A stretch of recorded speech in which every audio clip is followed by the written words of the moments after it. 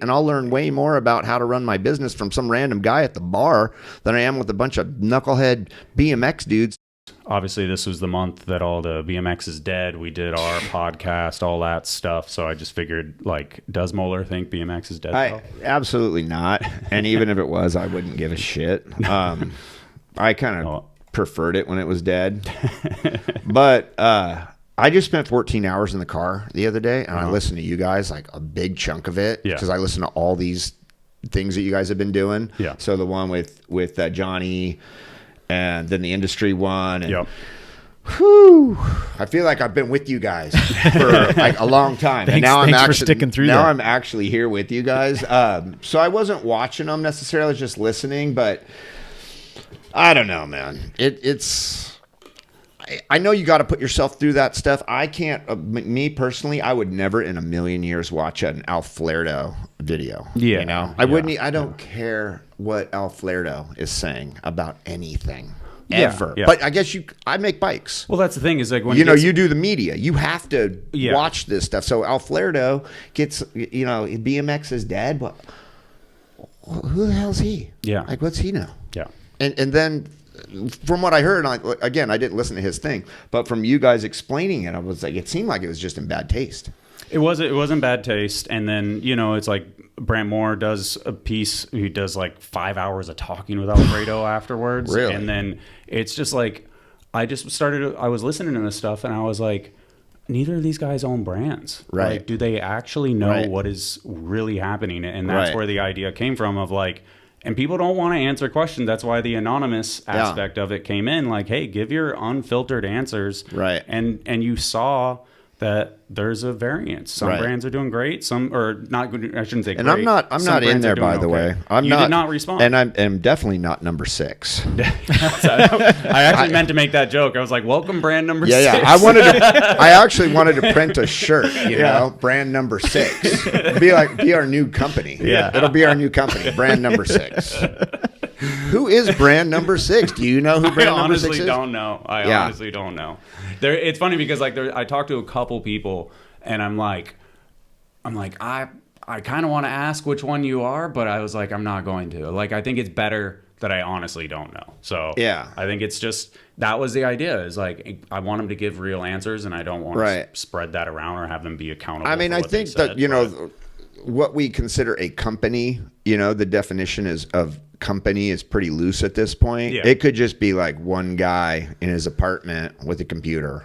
Yeah. And he's a company. Yeah. Yeah. Well, I did list, I think at the beginning of your podcast, I did list the brands that I sent it to. Yeah. I think because it was like 25 brands. Right. 20, I don't know, did man. I do that or was that off camera? I don't remember. Yeah, I don't know if that was on At camera. the end of the day, it's like, it was all legit brand Yeah. owners, like real companies. Right. So I would say this about, at the end of the day, you have to make products, sell them, collect the money, and pay people. Yeah.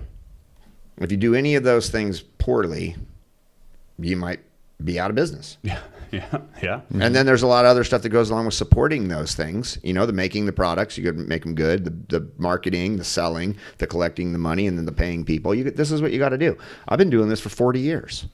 And I was working in the BMX business even before I started S&M. Mm-hmm. So it's not rocket science, Now, is BMX dead? No. I mean, look at all this stuff. Are you kidding me? I mean, look at all this stuff on your screen. If BMX was dead, that'd be a blank screen right there. Exactly. So no, it's not dead, but it's not for everybody. Yeah. And for a lot of these brands, it's like, I see brands all the time. I'm like, why even bother, man? Yeah. Don't even start that. Like, if you're going to start that brand, it's because you want to own a brand, because you think it's like going to be fun. It's going to be cool to start a brand, but it's probably not going to be profitable. Yeah. Because it's super hard. Yeah. Mm-hmm. But you got to love it. And if you don't love it, don't bother. Yeah. And if you love it, then you don't even care. The company grows, it shrinks. I've had 40 employees. I've had no employees. I've had 40 employees. I currently probably have 20 employees. It's up, it's down.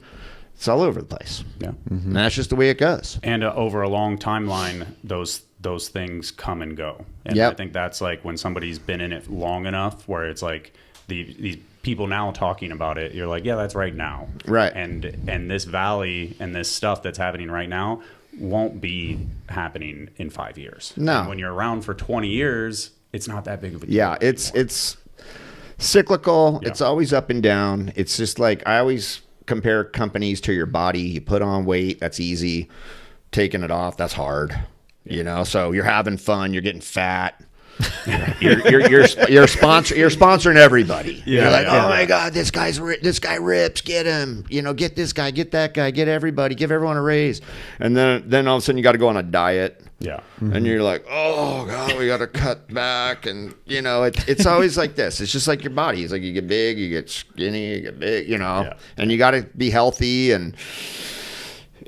It's not dead at all. When on the topic of like the industry meeting, when you guys got on that one, that was maddening for me listening to you guys talk about that. You know, you were talking about you planted that motherfucker. Magoo, right? Yeah, probably. But honestly, The first time you've ever admitted that. I did go to the FBM one, the Yeah. bottom bracket Yeah, that thing, one and was I was insane. like, I'm gonna hang myself. Yeah, it was- And then listening to you guys talk about it again, were you in for that one too? No, I mean, I kind of. Oh no, you weren't here. I was here, but I stuck myself so- out of that part of the conversation because I was. When that came up and you guys started talking about the plastic pegs and it was cold out and the industry needed to like come together to correct the composite material for the peg sleeve so they didn't break when it was cold. I was like, oh my God, this is why I'm not going. Yeah. And they were like, oh, you'll never get Moeller and Morales. I'll hang out with Morales all day. I don't care. Like, Yeah. I'd have fun hanging out with Morales. What I don't want to do is listen to people talk about the plastic on the sleeve. Yeah. You know? Yeah. And the whole point was like the industry needed to come together to get the plastic on the sleeves like correct so that it didn't break when it was cold. I don't think And that I was like, I don't think that was my point. I think that was This- that was like a demo. That this was a is demo sticking insane. point. Yeah. this is insane. If Yeah. the peg sucks, don't use it. Yeah. Or make it better. Yeah.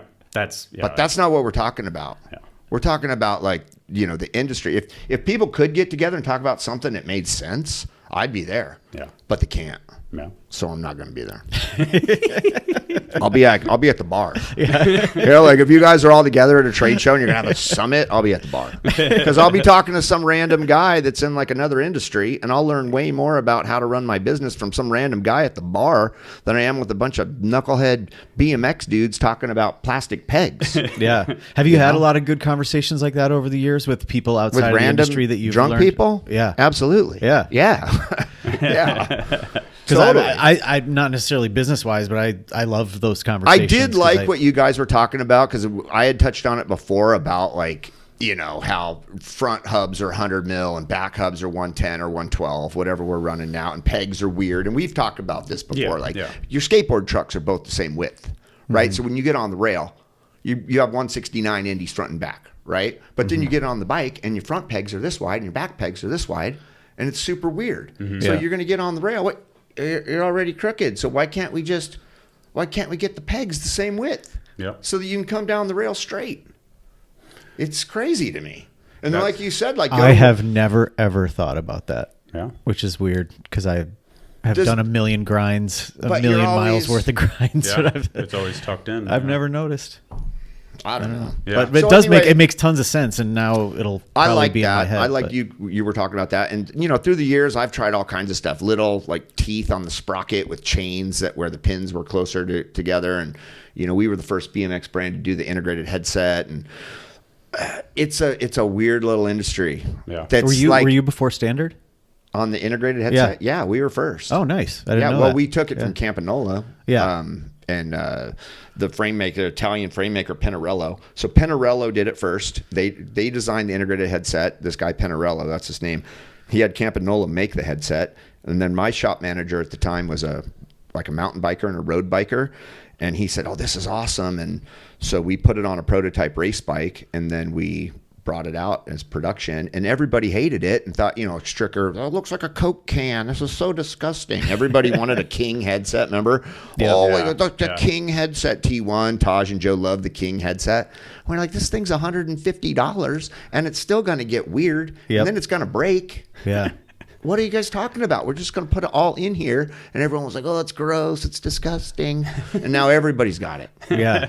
So this I always industry, thought, this industry, I'm Midwest though, so I always thought standard. it's a invented rinky-dink everything. industry, but we're leaders. Like I don't care what anybody's doing. If we think it makes sense, we're going to do it, and then everyone else is going to do it. Because let's be honest, like everyone just follows what we do anyway. So when S&M does something, everybody's like, oh no, it's okay. So if some other brand did it, and they'd be like, oh, that's stupid, and then we do the same exact thing, they'd be like, oh, that's sick. Well, as good as the Wedgie Jackson was, I'm glad that you did the integrated headset after that. Right. Well, Was, you know, the whole that was the unstoppable. the whole wedge thing, bolts not to were go awful. down that rabbit hole, but the whole thing was like when Jeff Cron got injured, it was on a regular threaded steer tube, and he would, you know, your steer tube bends. You think your fork legs bend, but sometimes your steer tube just bends, you know, and then you would tighten your headset, and then it would bend again. And then you tighten your headset because your headset started shaking, right? So every time you're tightening your headset, you're pulling the steer tube right out of the sleeve, which is connected to the legs. And then eventually, you know?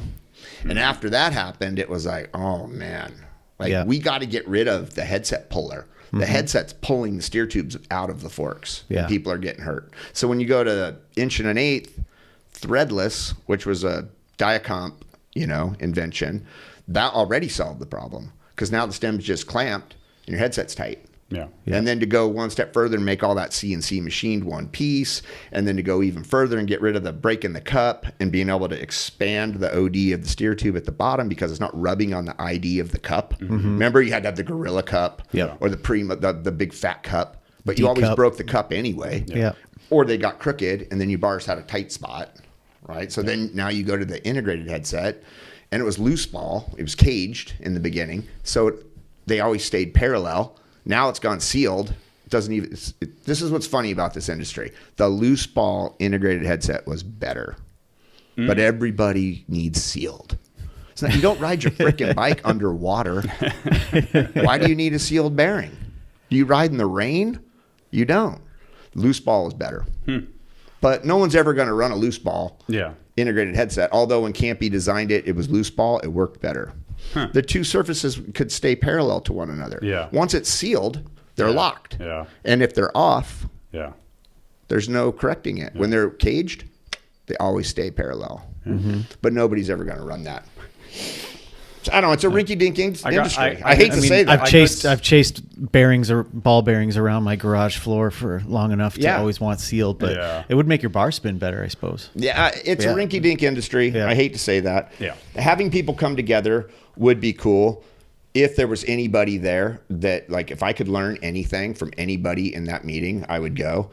At this point, I don't think I could. Yeah. I hate to say that too, but I don't think there's anybody there. Like, that's where Magoo is good because I could learn from Magoo. 100%. Especially back in that day. Yeah. Nowadays, I don't know if anybody there's. I'm going to be like teaching it. That's what's going to happen. I'm going to be like, you know. Yeah, it's going to be a Moeller clinic. Yeah. No, I'm going to go to the bar. Well. So anyway, the industry is not dead. It's better than ever. Riding's better than ever. Running a company successfully is not easy, but anything. What good thing in life is easy? Nothing. Being a dad is not easy. Being a husband is not easy. Being a good son is not easy. Nothing is easy that's worth anything. So if you're looking for easy, this might not be your deal. And if you want to start a frame company, why bother? There's already S&M. You know?